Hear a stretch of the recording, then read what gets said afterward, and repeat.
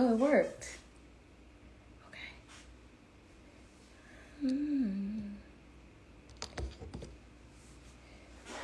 Let me scoot back. Get the shirt in there. Okay.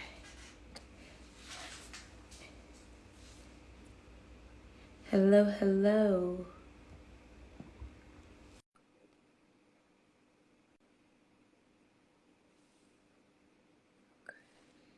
There you go. Hey, can you hear me? Yeah, all black. You better rob somebody. Where we going? Nah, nah. Just real power, some good empowerment. That's about it. Hey, I ain't mad at it. I'm gonna give it a little bit of time, and I have some questions from people as well. So I'm gonna give it like a. Can you hear me just fine? Yep. Okay, cool. Uh, Turn that up a Okay. little bit. No, take your time. Uh, Okay.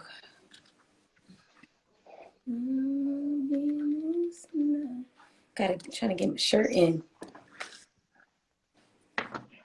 Who's on? Is that Janet? No, it's the gamma rays. What? Oh, I couldn't. I don't know why I thought that was Janet for a second. Don't judge me. Don't judge me. It's the gamma rays. Oh, you lit? Another useless night. Ah. Who Okay. designed that though? That's dope. Urban Argyle. So Oh, yeah, that's dope. the Super HBCU dope. grad. So Oh, okay. yeah. I'm a Okay. So, PWI, but I'm not mad. I'm not mad. you know, we can't have everything. Someone said I thought it was a Selena. Not Selena. Gamma rays. Look, walking model billboard. Okay. So thank you again for. I'm gonna kind of tap this because the comments. Okay. Thank you for agreeing to do this with me. I don't know what this is. I haven't figured it out yet. I don't know. Something about Wednesdays and Right. education for creatives have starting to really make me feel good and do something for my spirit. So, I'm just gonna keep on with it until I feel it's time to stop or whatever that looks like. And I Right. thought that because we did the clubhouse together, I just was like, "Yo, this would be a tight fit," especially because we got some things coming. Right. Um, oh, hi, Miss Shantae. Since we got some things coming down the pipeline together, so yeah. So without further ado, if you feel free to introduce yourself, and then I'll introduce myself, and then we'll just if you were here any of the last 2 Wednesdays, it's just a real candid conversation. We just kind of talk and we go Right. from there. All right, cool. Well, my name is Leland J. Mack, the principal attorney at Mack Law PLLC. It's basically a virtual law practice, the combination of intellectual property, trademark, copyrights, entertainment law. I represent some music creatives, other businesses, and mega brands, small and medium-sized businesses and entrepreneurs in all the areas of business, trademarking, some estate planning as well, some family and life planning in corporate transactions. The trademark practice really was fused from me being a designer like yourself, just seeing those nuances that designers and entrepreneurs deal with. And I figured it'd be great to have both of the bridges meet where I can consult people on the legal aspect, but have those design elements in mind as I consult people because I can resonate with the things that they go through, where they're coming from. That creative process and trying to mix that with business is a challenge. And so I feel like I'm on a good path with it. So just trying to share those gems and inspire and elevate everybody else.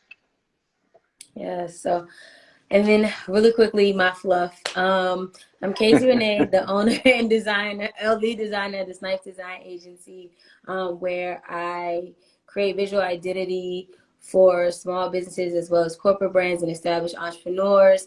We live in purpose at my agency and we just love everything that we do. So we hope that it translates in all the designs and creations that we have. So Super with that dope. being said, I gotta be careful because I heard my arm look like I can cook. When it's when the light hit it a certain way, I heard I look like I can cook and I can't. So we're gonna have to make sure that we stay, that y'all don't get too much of the arms. Okay.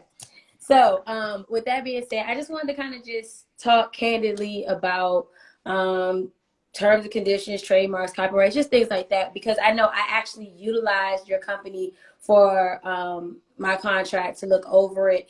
And it's crazy how I really thought like you clearly wasn't that bad, No, it but wasn't. It wasn't. it It took wasn't. years. And I don't know how many people in here do that, but I literally, like that caption I wrote for this, it's not a joke. I literally would piece certain things from the internet. I'm like, oh, this sounds good. Oh, this sounds legal enough. Oh, this sounds whatever, whatever, you know? And Right. I was like, by the time, you know, it was time to send to a client, I was like, oh, look, a whole contract, you know? And I'm not saying it's Right. right. I'm not saying it's wrong. But do you have any resources outside of yourself? Because I do think once you get to a certain level, that the resources kind of have to stop and you just have to hire you, you know? Right. But for creatives that are just coming out and trying to get their footing, do you have any resources that you think will be a good starting place for them? Really, I think it's just in the network, right? Like creatives have worked with other creatives in some capacity, other clients or something of the sort. Starting with the network is important because those people have experiences or have entered certain business relationships where they may be able to pass on those resources, those do's, those don'ts, and themselves may have had some contracts that they've come across that they've used, that they've developed. It could be bulletproof, you know, tried and true, maybe had some errors and they perfected it along the way to pass that on. So I always say start within the network, right? Because then you have a firsthand experience of how something was successful or there was a pitfall in something, it didn't work. And you can take that and then you can navigate your way that way. I mean, the internet is people's first approach. The Yeah. problem with the internet is it doesn't address every situation. So when you're grabbing things from all these templates, it's blanket.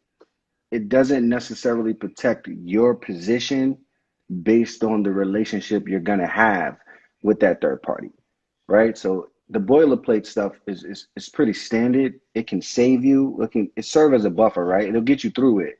But there are some things in a contract that are not going to be in there because it's not specific to what you and those people agree to, what you intend, your limitations, their limitations. So I always say start with the network.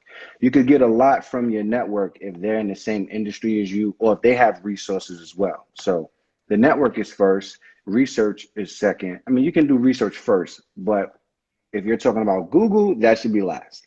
You know, the internet, those forums that are outdated, like you find a Reddit. website from 2004 that has a template and you know, you didn't search for an hour and you can't find it. And now you're like, well, I'm gonna just use this because this is the only thing I could come across that I think speaks to what I'm doing. So I would definitely say network first, research throughout that, and then see what you can come up with. And then, yeah, as a last resort, you may have to hire a consultant or an attorney to take that over for you. Okay. So I'm going to jump because I feel like this is going to be a real question based one, and I'm going to kind of like ping pong it. Yeah, So that's one of cool. the questions that we got from guided by a prof don't Aphrodite uh, is trademarking logos and business names a different processes. Yes, totally a different process. Registering your business is registering with the state, which allows you to conduct business in that state. Normally, you get an EIN number. The technical name is an SS4. I hate that term because no one in the general public knows what it means, right? But that's how you open your bank account. If you need a business permit, certain sales licenses, you'll need an EIN number to get most of those things. So a business registration just let the state identify your entity, whether it's an LLC, partnership, corporation, and say you're allowed to do business in the state, or what's known as a foreign LLC if you decide to do business in another state outside of your home state. That's completely separate from the trademark process to protect your brand. Well, The let me ask you a question business real quick. registration is just that. So EIN number. So I know I was for a while, and also because EIN numbers right now, I will get on the phone with them and they hang up on me, right? Because currently, so my EIN number was my social for a Right, while, and then it was like okay, and like Shantae said, so my business is actually turning into an S corp. We're in the process, right, and because I have a lot of corporate clients now, so we're right. turning in. Do you think there is a pivotal moment where you should turn in your EIN number from your social to IN, or you think you should just skip the social and just go straight to the EIN? Um, Twofold. One, I would stay away from the social. And that depends on the business structure, the type of service or the product that you offer, because different liability types come behind different businesses, right? Okay. So let's say food consumption. That's the easiest one that you can use for liability. If you're a chef, you sell food, anything that's perishable, you want to have liability insurance. People can consume food, they can get sick, foodborne illnesses, so on and so on. You have your businesses registered under your social. You're a chef. You sell something, someone gets sick, they decide to sue. There's no business to sue. So they're going Oh, to okay. sue, they're going to sue the individual, which now exposes your personal assets. Everything that you have could potentially be up for grabs. So to shield yourself, I would always recommend an LLC or corporation. Partnerships are really like sole proprietorships. It's just that you're doing it with someone else, right? And so you definitely want to have an EIN. Now with the S corp, and I see Aka Smile says she agrees. Definitely, yeah, credit is a whole nother beast that could be affected by that as well. But Dunn's numbers, which is not an EIN, but it's another number for businesses to get to build their business credit if they want to get commercial loans or capital loans to expand their businesses and things like that. So that can work too. But the S corp, because you mentioned it, the IRS requires you to have a certain amount of projection of revenue that you'll make. Okay. If that projection is ranges from 75 to 100,000, then you can register for S corp. It's still up to the IRS to approve or deny you. Um, but if you don't meet that projection, you can still have an EIN number. You would just be classified as a single member LLC or a multi-member LLC if you have multiple owners of an LLC. And Okay. let's just say, like, if you start your business now and you made 20,000 in the first quarter, by the end of the year you make 200 grand. Your accountant or your CPA, they can retroactively file your S corp because now they have the proof that you made the money. So the S corp just decreases your tax liability about almost 50% Yeah, because the that's what I heard. self-employment tax is 15.3%. The S corp tax, because you get taxed as a corporation and it's not double taxation, it's like 7.5. So you could do an S corp from the very beginning. It can work. But typically, the IRS wants you to have a certain range of revenue projection that you'll think you'll make. And I think, is that Kiosha? That's how you pronounce it. Do I need, she had a quick question. So we're talking about EINs. Do I need a Yeah. separate EIN for each business? Highly recommended. There's certain businesses you can do together depending on the nature of the business. So if I sold cosmetics and then maybe I wanted to start selling wig extensions or front tools or Don't do whatever, us like right? that.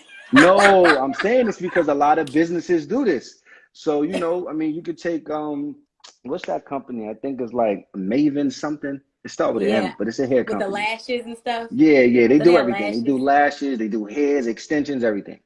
They can have one EIN because even though the products are different, they still fall under beauty products, Beauty. Okay. cosmetics, styling tools, right? When you start getting into products and services that's not the same, She's a whole realtor. she's a whole realtor. That's what I'm saying. Facts. Like, don't do us like that. Right. No, no, not her. It wasn't directed towards her. It's just an easy I example. know. I'm just playing So, with you. um, Can you y'all drop know, y'all questions in the actual question thing so it doesn't get lost in the chat and we can swipe them through? Go what ahead. he's mentoring is creating a line extension that's using the same EIN. Yeah, you can refer it to that, but the products need to be similar. If they're substantially different, then you want another EIN so you can separate the liability. Thank you, thank you. I'm glad. I'm glad. No I offense just be taken. y'all gotta look. Y'all gotta know who live y'all on. Look, y'all know I'll be on jokes Nah, I live all know. the time. Nah, it's all jokes, all So love. But yeah, that's pretty much the EIN game. The products are the same. You can get away with it. If they're different, stay away from it. okay.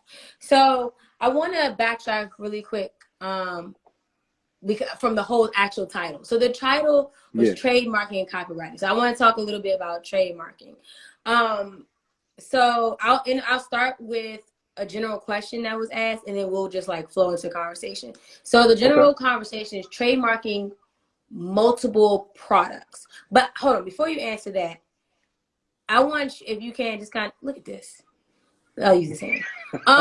If you can, it just happened.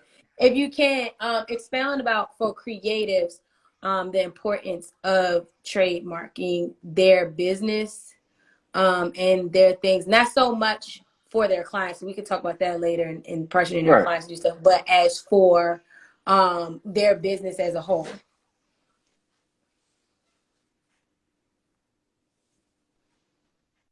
I'm off for a second, sorry. So There you go. trademarking as a business as a whole is important because it's you're protecting the goodwill of your brand, right? Like everything you're building is macro. Your expansion, geographic location, your street buzz, your industry buzz, all that plays a part into how people recall your brand. The more they see you in magazines, publications, people wear your product, influencers wear your product, the more your brand grows, the more people who don't know you can associate a product with the name. You know, it's just like that classic McDonald's saying, when you see the gold arches, you know it's McDonald's. Can't get away Yeah. from that. You can't escape that. You see Coca-Cola in script in white, no matter what the color of the can is, you can never escape the fact that it's Coca-Cola, even when they decide to just say Coke. The way they script their C is just consistent for the brand identity. So there are core elements that go to your brand as you build it, as you make sales, as you engage with your audience. All that falls apart, and why a trademark is so important, because there are brand jackers out there. You know what I mean? There are a lot of people who see ideas, they're not creative in nature, but they feel like they can replicate something and make tweaks, and that turns into a brand jack. We see someone with a whole same idea as you, but they can't make it work because they either don't have the passion, they don't have the know-how, and They they ain't got don't the have the. sauce. What you mean? They There we just ain't got the go. sauce. They just not lit. It's just not a wavy situation for them, right? So trademarking is important for your business. It's vital. It's vital. I mean, some people tend to wait. They like to monitor the game, right, to see if that's something they want to do. But once you know your brand is solidified, when you know people are following you, they like what you do, and you're driving revenue, at that point, you should consider it. And it's not about now. It's about 5 years from now. It's about 10 years from now, right? Yeah. Everyone is some people are so macro, micro. What do I need to do today? But you don't know what's gonna happen in 3 years, 5 years, 10 years, right? You make it a big deal. And Yeah. if I you always, don't consider your expansion, or you don't have enough confidence to think that something can blow up, yeah, that you're part. gonna miss it. And that's what happens to people. They miss it. And then you have people with capital who they sit and wait and they say, let me watch what everyone's doing. Just like someone just said, like folks watch small businesses. They are watching us because the one thing that they have maybe right now that starting entrepreneurs don't have is the capital. So they could go pay an attorney right now a couple $1,000s to file a trademark and monitor it, while the everyday entrepreneur is still trying to figure out how to even move. By the time you look up, your brand is snatched from right under you. Yeah, I tell clients all the time, I say, when you're thinking of building this brand, if it's something that literally keeps you up at night and you like, I'm up, I can't think, I'm putting things together, I'm trying to put in work, get your domain. People sit on domains. They like buy those things, just waiting for somebody to like, oh, here you go. You want this domain, $6,000, whatever. Like buy your domain, get your trademark, and just Right. hold them, because these are things that you'll have when it's time, and you don't have to sit and wait for long. Because I believe because I got my trademark, because all you need is not, you do need a couple of like correspondence. Like they had me like send an email, maybe an invoice with my logo, to show like it is active. But even if Right. like somebody say they emailed me as a designer, it was like, yo, Casey, I'm thinking about this brand I want to start called Tootsie Roll Pop or whatever, right? Right. And they sent it to me. That could be used to help them as their case for their trademark, correct? Well, it depends. Those type of negotiations or communications So the way the PTO works is this. Mm-hmm. They need to see proof of how you're saying you're using your mark and what it is associated with, right? Okay. So the trademark is broken down into classes. Think of classes as buckets. Each bucket does something different. So if your logo or your word of your company fits in a bucket, there are some broader buckets that you can fall into that will tell the trademark office this is how XYZ is using their mark in commerce. They're saying they're selling clothes and merchandise. I see their logo on the e-commerce website with a shopping cart feature for me to check out and purchase the product. It's clear to me now that you're using this for clothing. So we may go ahead and afford you that protection Okay. in that bucket, right? So whatever product you have for your business, there's a bucket that it falls into that the trademark office says, okay, we recognize you. And also, I know we touched about it on Clubhouse, but clearly different audience. If you have a name that you want to trademark, they don't have, as long as they're not in the same state, correct? It depends. If you're talking about different states, then you're talking about state trademarking, where that's different because state trademarks only protect you in the geographical location in the state. You have common law trademark rights. Most people don't know this, Okay. but as soon as you put something in the public space, in the public market, and it's in the stream of commerce, meaning you are selling, you are exchanging compensation for services or whatever, you have common law trademark rights. Those rights are very limited to the geographic limitation in which you sit.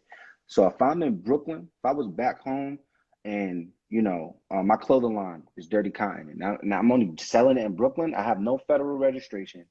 I have no state registration. Someone goes and copies me. I can only get protection in the geographical limitations for which I'm selling it. So the next step would either be do a state trademark, which will cover me in the entire state, or Mm-hmm. do the standard one, the federal trademark, which covers me all over the United States. United States only? If you want to register in federal places, well, if you want to Because we have register in some foreign, people have a lot of clients right. overseas. If you want to register in foreign places, like they have the Madrid, they have WIPO, which is the World Intellectual Property Organization, right? China has their own intellectual property registration office. Spain has their own, right? You have to go to that foreign country and you have to register it there. The upside of having a United States trademark Mm-hmm. is because we drive so much commerce, other countries will acknowledge our mark. That doesn't mean it necessarily affords us full protection in their country, but they acknowledge the strength and that it's a US registered mark. So the database in the trademark office, they have what's called a international classes where a lot of the countries have an international database that says if the US has marked it as an international class, then we honor it over here too.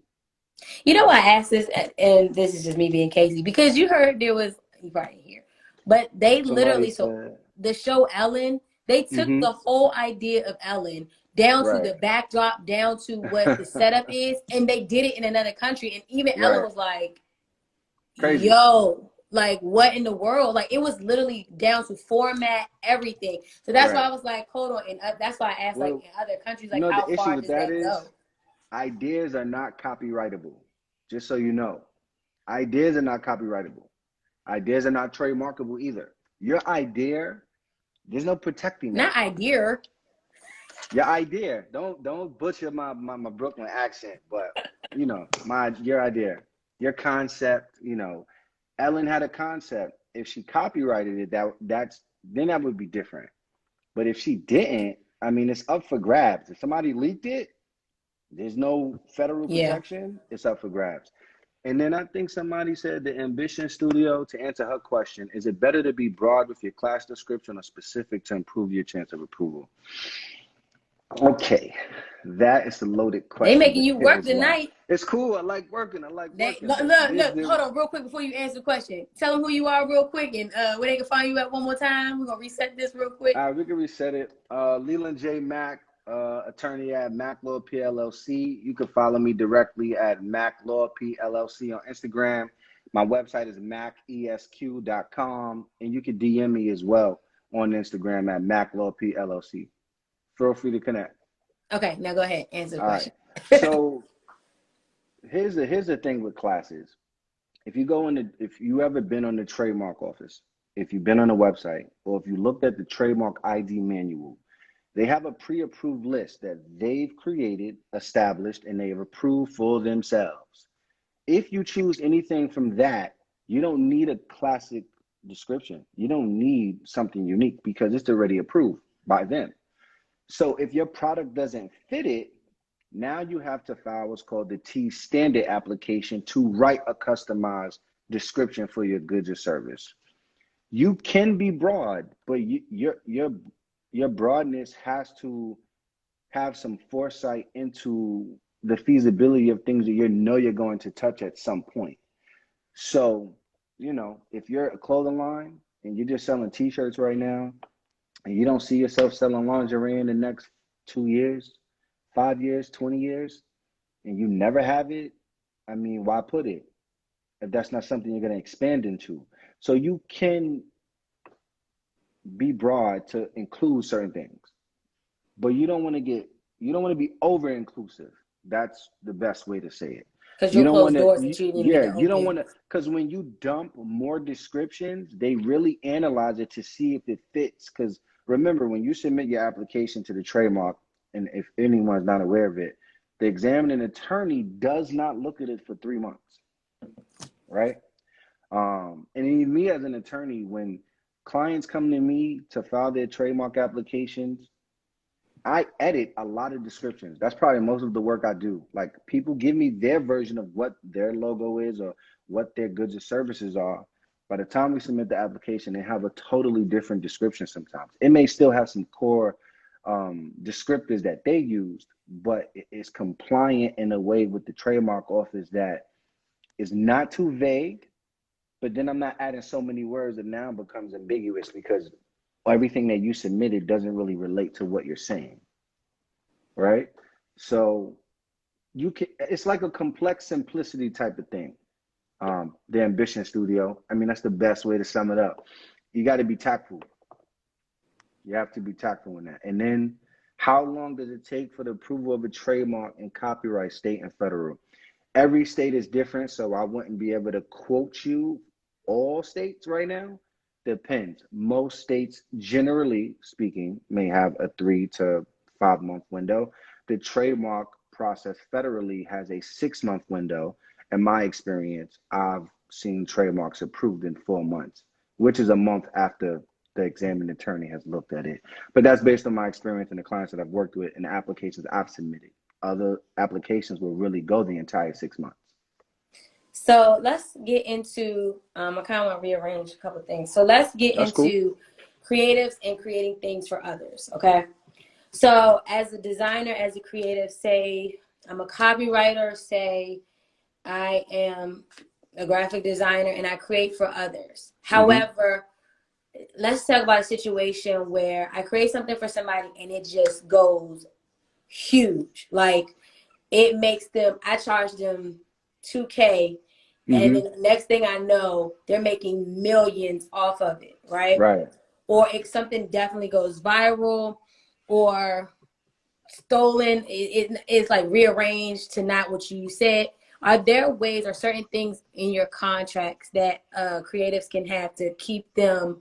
Can we either A, go back and be like, hey, let's reevaluate this, or are we stuck? Or is there a way that there's a clause that helps us in the future, like kind of like a if you blow up clause? Right.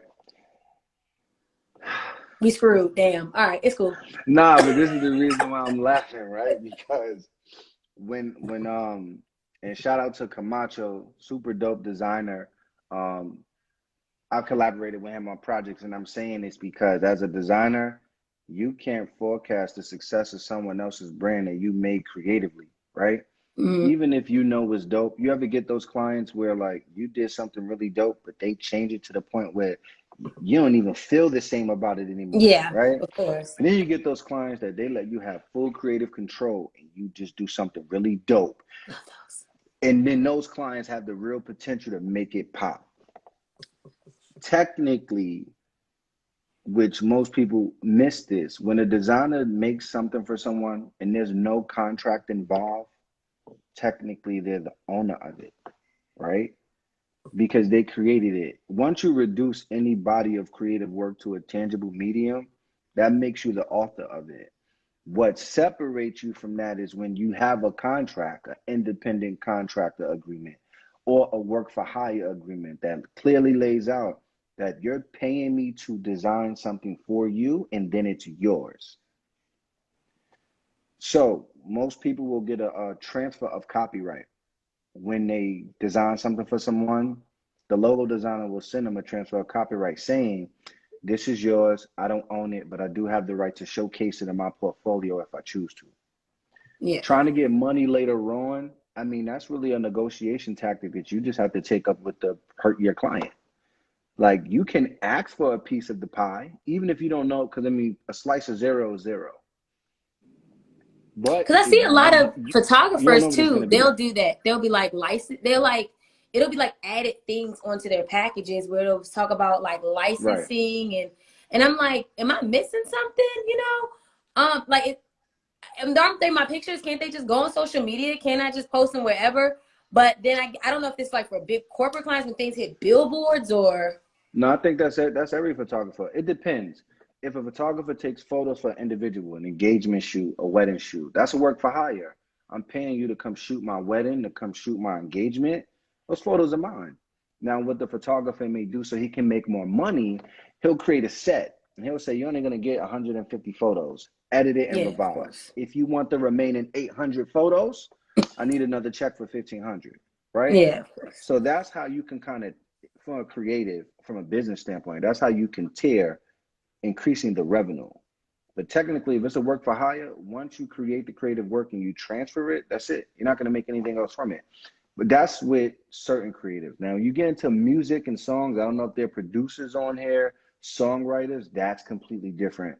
In the music industry, you will live off the royalties that if you contribute as a producer or as a songwriter, um, you'll continue to make money in that regard. But if you design a logo for someone and you pay, that's it. Yeah, Or that's they're why productive the photos and sell and retain ownership rights. Well, at that point, his name is Art M&D. demand. You need to, yeah, Art Demand. At that point, you need to focus on the agreement that you signed because that's going to outline who has ownership of what. Any intellectual property agreement, there always should be a grant of rights clause, which basically tells you how the rights flow once the work is done, how it can be used, the right that you don't have any rights unless you pay all of the money required to pay the person, right? Um, Physical paintings or work for hires too. If you pay me as a painter to come do a portrait for you, it's yours. I don't own it because you paid me to do that for But does you. that mean that they could take and make prints from it? So if I buy the original of a painting and you still have snapshots, like say I commissioned a painting and Mm-hmm. then you turned around and you know how like artists now sell prints. Can Right. you do that? Me as the artist or me as the client? You as the artist.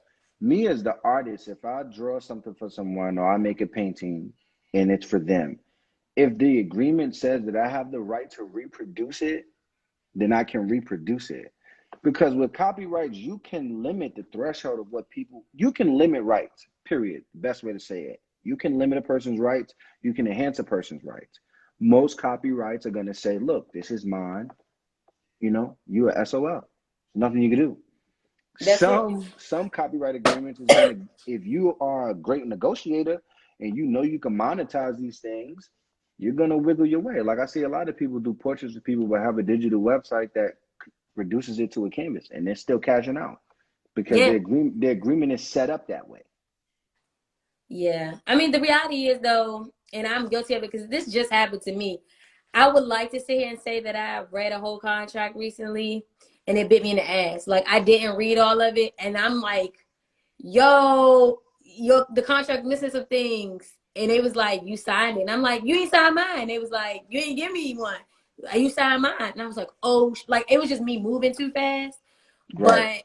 But that's one thing as creatives, like we have to kind of slow up. And this is also why we're doing this with Leland, like hire attorney, hire Leland, because like he really went through my kill fees. I had a kill fee and I was like, yo, is this morally right or wrong? He was like, no, you can do what you want. It's just all about how you kind of present it. So like my contract has a kill fee. If you're 3 days late with your payment, it's 20% every 3 days up to a certain cap.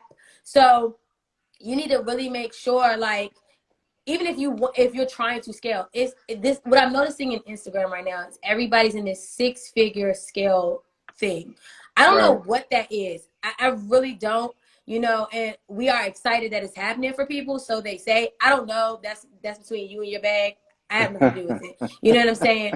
However, if you're going Right. to scale or you dream to scale, like you do have to hire an attorney. And I can't even lie. I'm 10 years in the game. In 2021 is literally me hiring Leland. Like, and I think that's kind of a shame. But I also have noticed that I'm doing certain things different in my business Right. already through the strength of like even boldness. Like, I'm gonna call my attorney. Well, call your attorney then, because I got mine. Like, you know what I'm saying? Like, Right. Right. Right. you're not scared anymore of certain things or positions that you could be potentially put into to make sure that you get what you want out of your contract. So, me, Leland, what's coming next, because we're starting next on our plate. NDAs for creatives. Okay. We're getting these NDAs because we have big clients and we want to be like, Right. yeah, we have them, or we can't show the work. Are there any things? I remember we talked about personally, like me being able to kind of counter the NDAs where it's like I bring my own terms Right. to them.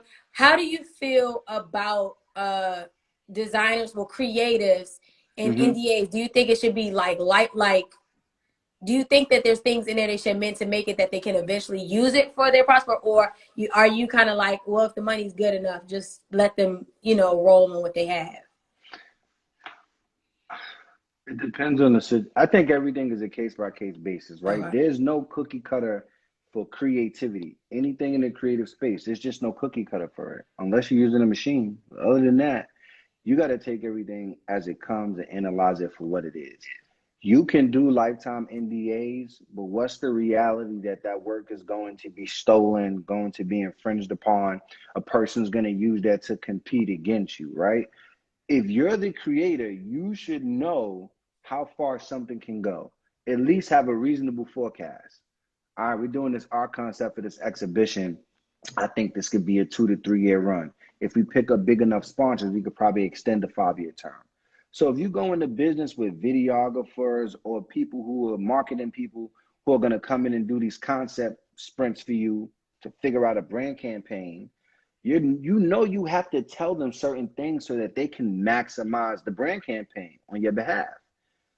You just got to forecast. So if you in a 5 year situation, well, your non-disclosure should be 7 years, 8 years. Maybe it should be for the life of it, unless you give written consent that they can now disclose certain things once it's in the public space. So once something go public, and it's the thing about NDAs, some things that are already in the public, those are taken out of the NDA.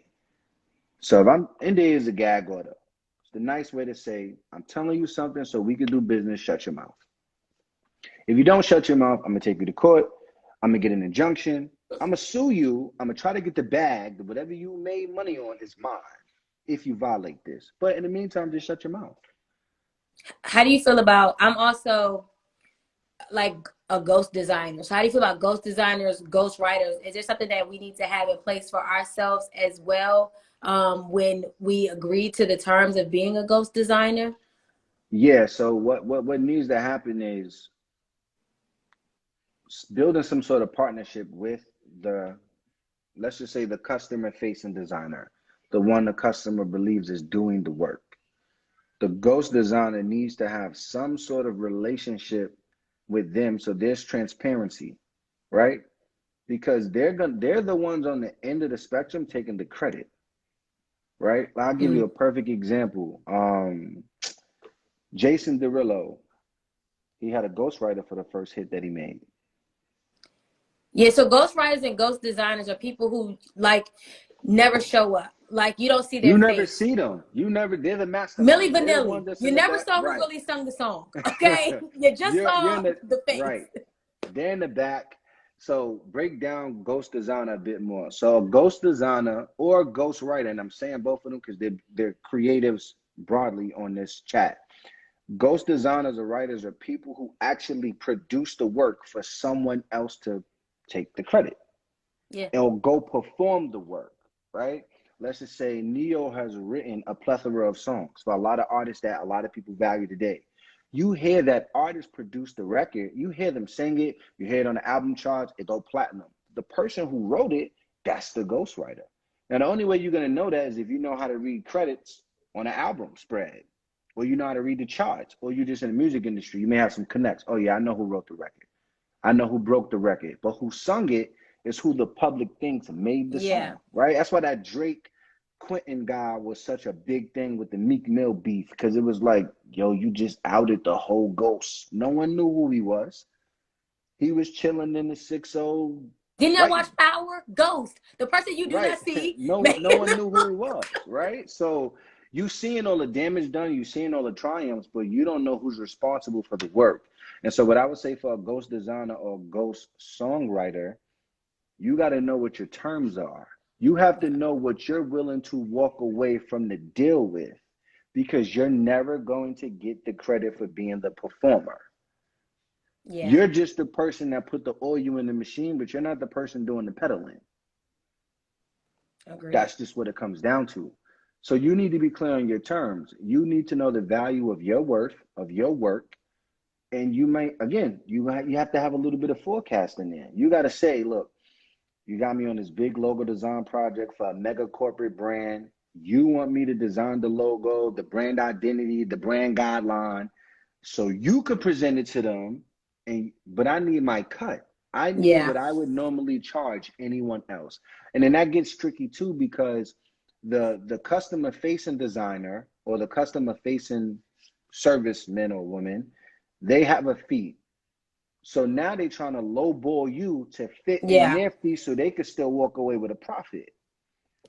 So it's a numbers game. Your numbers got it. You have to be right with your numbers before you sit at the table and say, I'm willing to do the work, knowing there's going to be no residual income off of this.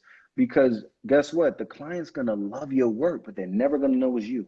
So they're not going to call Never. your phone and say, hey, we need more work done. They're going to They call the sure same not. person. So, at some point, if you build a relationship with those customer facing people, you can up fees. You can have different, you know, agreements, right? You can say, look, we do 5 bands on this one. All right, the next one we do 20K. The next one we do 50-50. You know what? I done did 10 projects for you. I need a 70-30 split in my favor. Because you're Yeah. not doing nothing. You getting all the longevity. You could decide to go to someone else and cut me out after you get the satisfaction of the client. So you gotta be sure of yourself. And you gotta know what you want. Like, you have to know how to value yourself if you're gonna do the ghost thing. Agreed. So a I've kill done it. fee a, Somebody a asked what a kill kill fee fee was. is basically kind of you stop if somebody so my kill fee is if you kind of just stop the project without no really rhyme or reason, like it's one of those I don't like it anymore type of situations, Right. and it's not an act of God, it's just like this isn't really working, and I have you on my calendar ready to go, you have to give me a kill fee. Sometimes like it depends on the percentage. Sometimes it's like $500. Most of my kill fees like are 500. If it's like a lower project, it'll be like 150. I think that's the lowest kill fee I've ever had. It basically is like you have to pay me to get you off my calendar, and you're recouping me for the time Right. that I scheduled out for you past the deposit. Like this is like we've actually done some work though, and now like Right. it's not like I didn't do anything and now it's killed like that. You just keep the non-refundable deposit. But if I'm Right. actually actively working on your stuff, then it's like nah, it's a kill fee. Right. Next question is for a ghost What if designer. you Can you wait? turned into a Oh, we Wait, answered yeah, that break it down one. The last one is cotton yeah, we did this catalyst. one. What if you're turned into a ghost after the fact? That's not possible.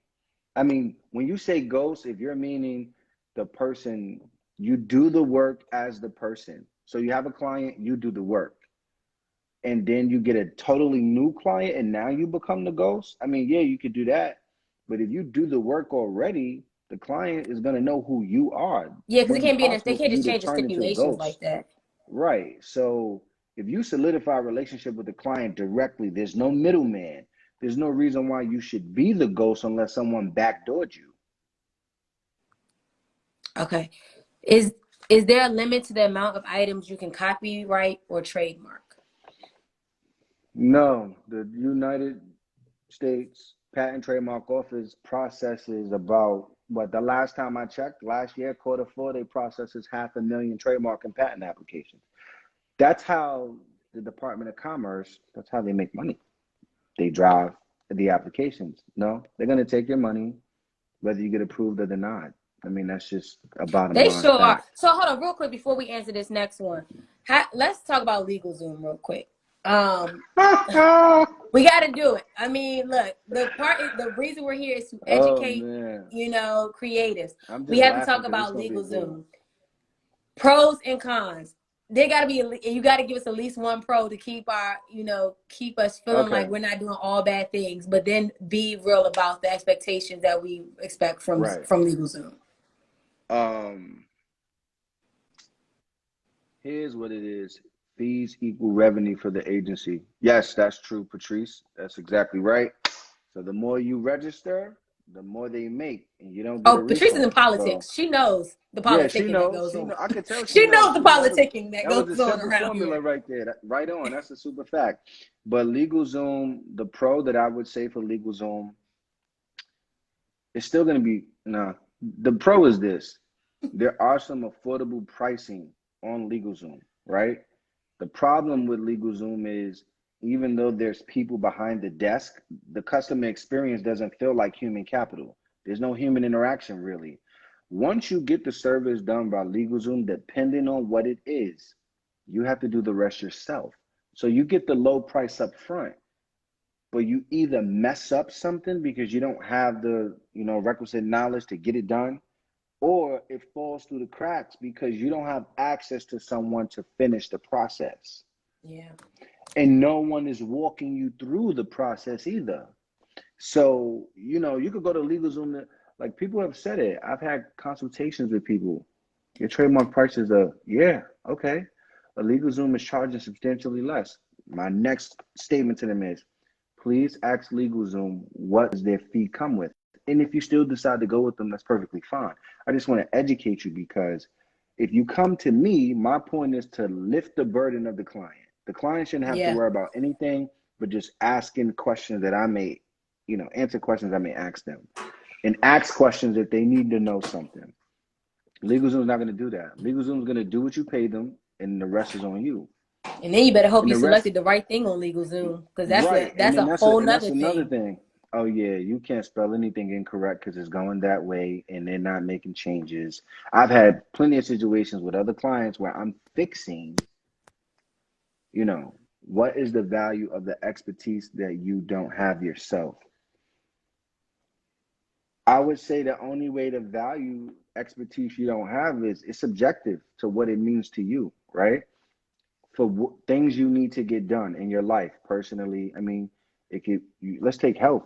People can cook. People rather pay people to do meal prep, I just hired right? a So, maid for the first time today, and I literally sat and was able to continue working, and that felt amazing.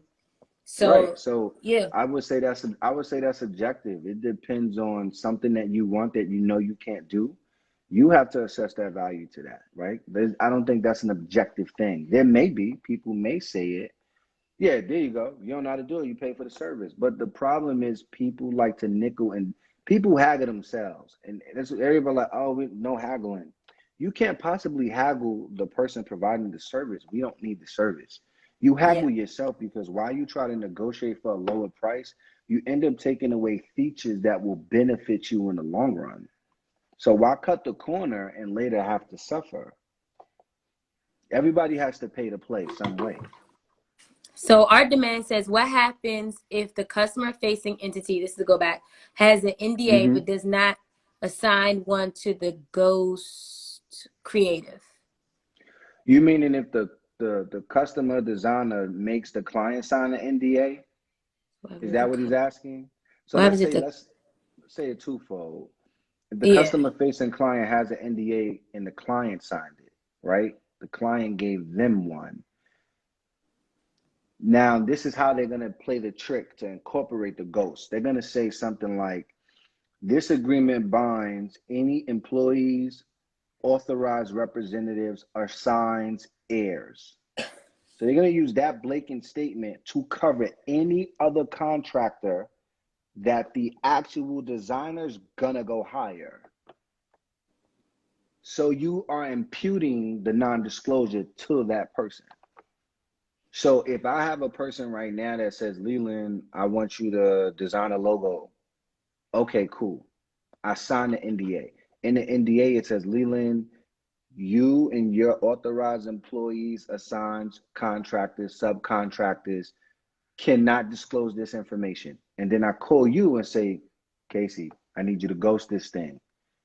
I'm now imputing the non-disclosure to yeah. you. I charge for my NDAs. When people make, I mean, granted, it's only like $50, but if you make me sign an NDA, I charge you $50 for the NDA. Oh, okay. I mean, look, yeah. I People mean, pay because it. They pay it. that I've never it's a had limitation. anybody. Yeah, I've never had anybody be like, no. I've been like, if I gotta shut my mouth just a little bit longer, can you pay me $50 for my excitement that I'm not gonna be able to tell nobody? I mean, that's basically what you're paying me for, I and mean, they yeah, pay me. because they want the security. That's what the NDA is pure security, and even that has to be tailored to what you want. A lot of people use blanket NDAs and they don't fit their needs and they get jammed. Like, for instance, you can't use an NDA for a marketing project for a application, app development, right? Because certain things that are protected in app, like source code, coding, HTML5, those are languages that's not going to be in a general NDA for a marketing project. There's no source code in the marketing project because you're not using source code to market. So when you start snatching these general documents, that's how you get jammed up because it doesn't even represent what you're doing. So Yeah, NDAs is definitely something that should always be, you should just read it. Like people should read, like especially when it comes to creative. The business side, the client side, people need to read because a lot of people jerk themselves out of a lot. Like you notice you go on some websites, you buy stuff. After you buy it, you see this little line that's like, yeah, you agreed to the terms and conditions. And then you realize the whole time you was on the site, you never saw it. But then it's next thing there. you know, you on adamandeve.com, and then at the bottom it says Casey just purchased this 10 minutes ago. You're like, what the hell? Right. You know what I'm saying? How did So I get here? now This is supposed to be you private. I'm joking, y'all. right. It's just a joke. It's an But you example. go but now you go link and you read the document in the policy and you say, oh, they said they had the right to share my information with anybody they want. Oh, they said they had the right to change my name, change my order, change the size without my approval. It's too late. You already bought it. So people who shop online, y'all need to read those privacy policies and y'all need to read those terms of service policies as well. Because that's how y'all get got, man. I see Yeah, people get got all the I don't time. accept cookies on a lot of things either. So this is gonna be our last question because we giving gems. Well, we as in Leland. Appreciate you, money, love, righteous. He's giving gems, but at the same token, like let's be real. Some things you need to be paid for. Some things need to be paid for. So this is your little sneak preview. This is the trailer. And then you need to go ahead and contact him to help you get your contracts and everything in order. So this is gonna be our last question for the night. Should content creators go further than what a platform offers, like YouTube, i.e. YouTube? Should they go further? In what regard, though? Like, Royal Vines, can you help? I'm. I mean, it all depends. Just on the general statement, if you're talking about marketing services, like how you're actually taking things, how you're marketing it, how you're exploiting it, right? For commercial gain on behalf of a client. YouTube, that's what it's for. You get paid For by the stream. copyright. For copyrights. Uh, Huh? it depends. Like, it depends on what the situation is. What's your position in the business arrangement? That should determine how far you go. How much work are you doing? If you're a songwriter, you should be signing split sheets, right? If you're a producer, you should be on a split sheet. There's just certain things you should be doing. I think It it just should be really what now? depends on, right? A split sheet. Oh, I thought you said splishy. I said I don't know what that is. Oh, so a split sheet is what a songwriter, and so you get an artist, you got a feature song. Take your favorite song, whatever artist is on it. All of the artists get paid a portion of the music royalties from their contribution to the song. So if they Oh, did okay. 2 verses, there's a formula to calculate that based on whatever performance rights organization they're with. If they wrote 2 hooks, if they wrote a chorus, if they did the beat, if they did the intro, the outro, everybody gets paid on a percentage. So it just depends on what you're doing for the project. You should know your worth. Then you can determine how far you should go, how much you should charge, So do and I what your get paid limitations if should it be. goes get money? If that's all I'm saying. Yeah, Get yeah. money. If you on the split sheet, you're gonna get paid. Or or or you might just ask for upfront fee. Like, look, what if you got that voice that when they hear "Get Money" from Casey, everybody It's gonna a bug out, classic. right? So now you like, yo, I need 10 bands just to say "Get Money." I need it right now. What you think Spliff Star used to do with Buster? Y'all want me to come to the show? I need 20 up front just to say it. I don't want nothing else. Give me the 20. I'll go crazy and jump and backflip and bounce. You know what I'm saying? But one thing I wanted to add, though, I know you said the last question. Here's my thing for creatives. Um, I notice now in this field of entrepreneurship in the paradigm and the shift, right, with the pandemic, and there's a lot of businesses, there's a lot of great creativity in the world. Everyone doesn't have access to a lawyer every day, right? Some people don't Right. have lawyers that they know as a friend, period. They stumble upon people from these services. They never see their face. They never hear their voice. There's no connection. Some people, they live by that. Some people, they could do without. So I decided to create a program for creatives and business owners where to assist them in losing the protection of their brands and getting jerked, not entering the right relationship, not getting their fair due. I created this program called Spark Counsel. So Spark Counsel is a legal subscription plan, a monthly plan where clients sign up with me and I will come their legal team.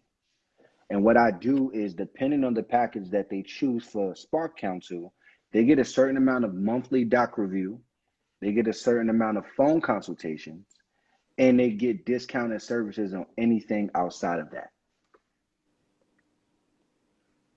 And so with that, now you have an attorney on point every 30 days, Yeah. right? And I have a package where you get unlimited phone consultations. You can call, you got to schedule them though. It's not like you're not just Hello? calling me, right? I wake up to you. I'm not waking up to you, but you get unlimited phone consultations depending on the package. And then I got this other cool feature because I know that people are on the go. I call it Spark Counsel Quick Consult. It's a secure online platform where if you have a quick legal question, you text it, I text you back. And that's part of 2 of the plans. But, my goal is to build transparency, build relationships, help people grow and educate, right? I don't want to hold your hand forever. Nothing is forever, right? At some point, you grow, you expand, and you don't part ways. You go into a direction that's more comfortable for you by yourself. But you need the guidance. And a lot of creatives are losing out here because they don't have access to someone or a group of people that's willing to put in the work with them, but also Exactly. teach them as they go along. And that's the only way we truly going to elevate and liberate ourselves is build, learn, and grow. And we have to be uncomfortable to do that. So add me to your legal team and I'll make you comfortable while you're uncomfortable. And then, we go from there. But Come on, if people tagline and mission statement. if people are interested in that, DM me if you would like to learn more about the program. You can go to macesquire.com, hit the subscriptions tab on the website. It breaks down all 3 plans for the subscription, everything you receive. and you get access to discounted services for every service that's actually on my firm's website. Yes, y'all. I'm actually a client, and it's so funny because I met Leland, and I don't know if y'all see the dude PJ in the comments. I met him through him on Clubhouse. We just did a room, and it was just kind of like he knows what he's talking about, you know. And it's a comfortable, you know, you have to feel comfortable with certain people. And when I say I feel more comfortable with my new pricing with my contracts that are going with it. Because, you know, it's one thing to be like, oh, I'm charging you $20 million, but my contract is like so where you can find loopholes to get out of it. I don't feel that way anymore. So Right. as creatives, we really, you know, have to do our part and do the back end. Even though we just love to design or we love to sing or love to paint or whatever that looks like, we just want to hone in on the creativity. There is still legalities that we have to make sure that we cover for ourselves. So I am so thankful that you hopped on, you know, and you make sure that you guys definitely DM. If you know me, follow. Soon as we hang up, the replay is going to sit right up on my stories and on my feed. If you already know, make sure I will tag him. Make sure you follow. Crawl in his DM, ask him the questions, especially while they're on the top of your mind right now, and sign up. You know, get your contract reviewed. He has special packages for getting your contract reviewed. And it's just worth it, you know. And you guys pay for these shoes and bags and everything else, like you said. Why not pay for for your Right. protection? Right. So it's really You know what I important. mean? So thank It's you for again, sure. Leland. I greatly appreciate it. And I know Anytime, that anytime. my followers do. The replay will be available as well. So yeah, y'all enjoy Nah, the it was rest great. of your Thanks for having Tuesday. me. Oh, duh. And because I don't know no lawyer. See, this is the crazy thing that she was talking about. I don't even know no more damn lawyer. But now it's real, man. It's just like, look, once you know, you can't go back to not knowing, Yeah. right? And so, like, elevation is the key. So let's just get there. Let's just do that, you know? Like, we can't be afraid. It's our time. If you're creative and you got the idea, you just got to manifest it. Everyone needs a team. Your team could be one person sometimes, but that's still a team. Yeah. So, you know, you're Thank welcome you. all. Thank you, everybody. So enjoy the rest of your night and crawl in his Peace. DMs. Bye, you guys. Bye, y'all.